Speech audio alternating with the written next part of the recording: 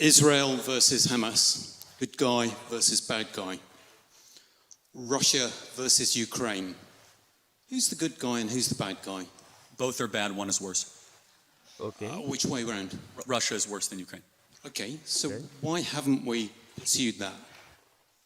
Tough debate between Charlie and this Cambridge professor debating the conflict in Middle East and likewise in Europe. So without any further ado, let's get down to this video and check this out.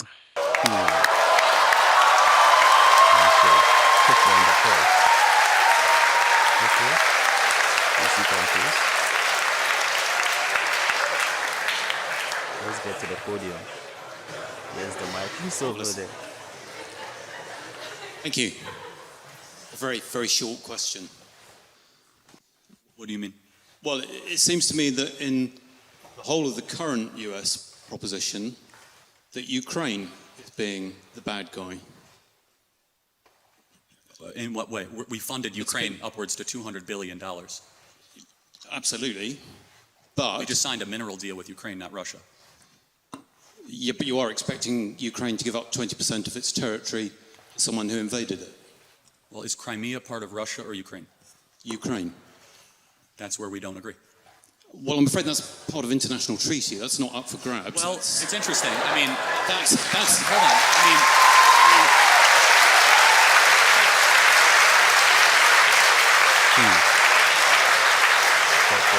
even Zelenskyy has said he's willing to give up Ukraine. no. America signed the agreement that gave Ukraine Crimea.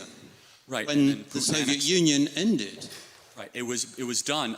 First of all, it never should have been done. It was largely ceremonial. No. But however, it was annexed under was Obama. done. Yes, and it was a mistake, and it should be given back to Russia as a sign of good gesture to end this conflict. Okay. But who's currently controlling Crimea? Where was the Russian Navy headquartered in World War II? Where was the end of World War II signed? This is very important. I'm not doubting that. I'm just saying that if we're being logical on what has happened, that you are now arguing against that flow.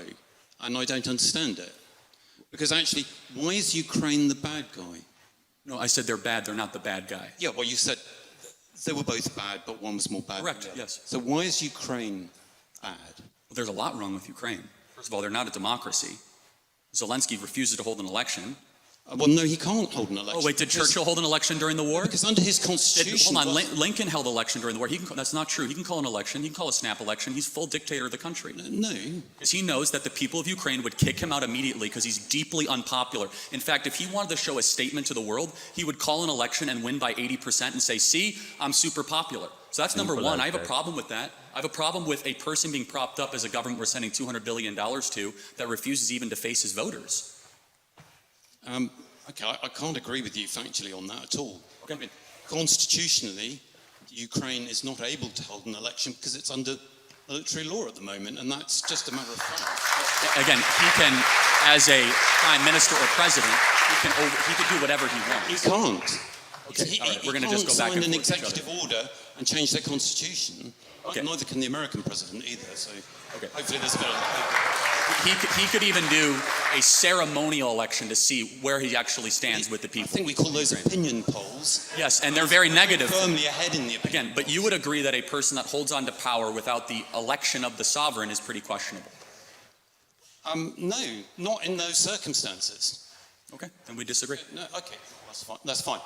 But give me another reason why Ukraine... They are the most corrupt country in Europe that never even met the most remote standards of joining NATO.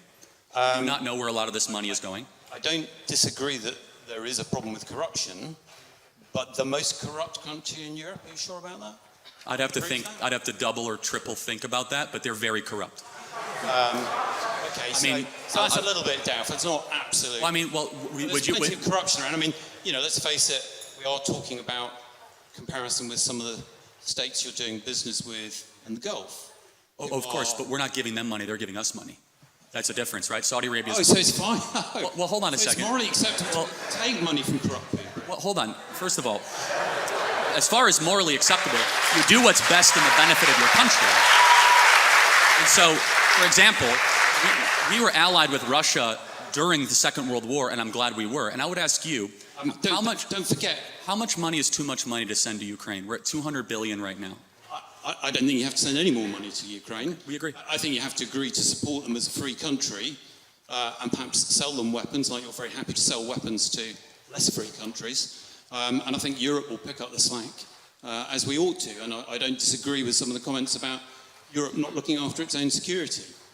I just don't get this approach, which was supposedly to end the war quickly, which now seems to be elongating it, and in doing so, throwing up a smokescreen of very variable facts, if they are facts at all, about how things occurred, which actually isn't helping things. And if people can't see that Putin is stalling, I'm just really I agree with you. surprised. I think he might be stalling. And therefore, and I think even your president has acknowledged the fact that he thinks he might be stalling. That's correct.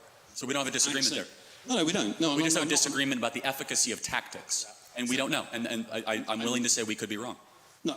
Oh, well, Of course you could be wrong in life. yeah. I mean, we could all be wrong.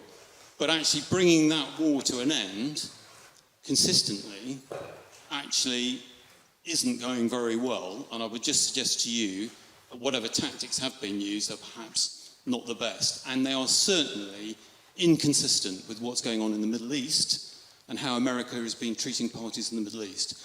But I've had enough of your time. no, that's a fair contention. Appreciate Thank it. you very much. Thank you very much indeed. Thank you.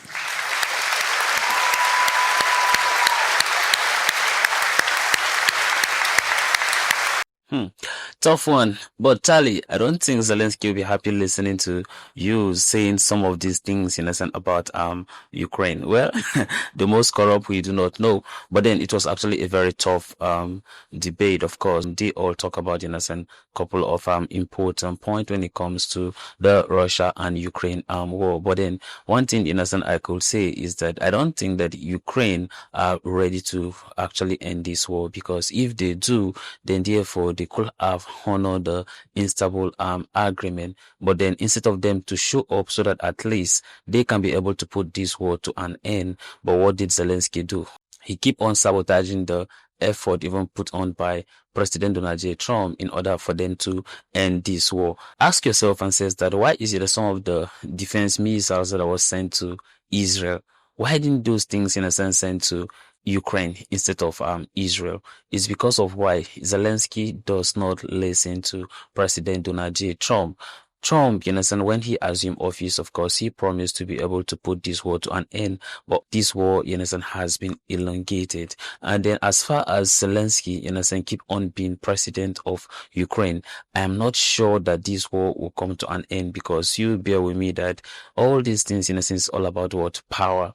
At the end of the day, Zelenskyy don't want to relinquish innocent power or even hold an election innocent in Ukraine for the people to decide if they want him to continue as their president. If you look at it, innocent couple of people innocent keep dying innocent day by day.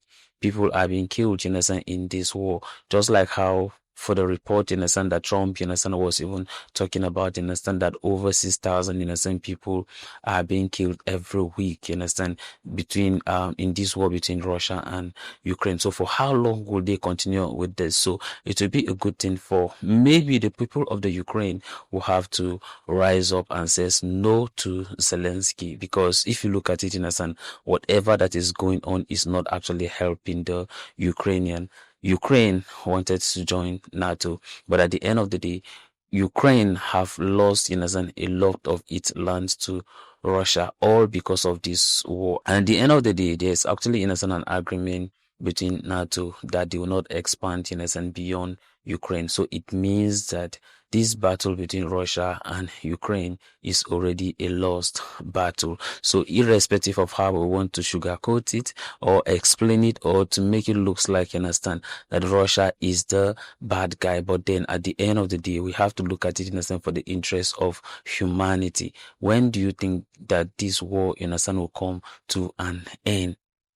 Because to me, it seems like until the power is being taken away from Zelenskyy before this war will come to an end. Of course, I know that a lot of you disagree with me about some of the things, you understand, I am saying, but whether you like it or not, you bear with me that Zelenskyy is just a dictator. Why? Because he refused to hold an election, and they keep on, encouraging, this war, so that, of course, he will keep writing to the National Assembly, and then they will feel like since the country is at war, then therefore they allowed him, to keep on leading the people. But do you think that Zelenskyy is really taking Ukraine to where it's supposed to be? Because it seems like Zelenskyy is fighting a European war, a war that cannot come to an end anytime soon. Well, let me see your thought and opinion at the comment section, and may God bless you as you do so. Have a wonderful day, and goodbye.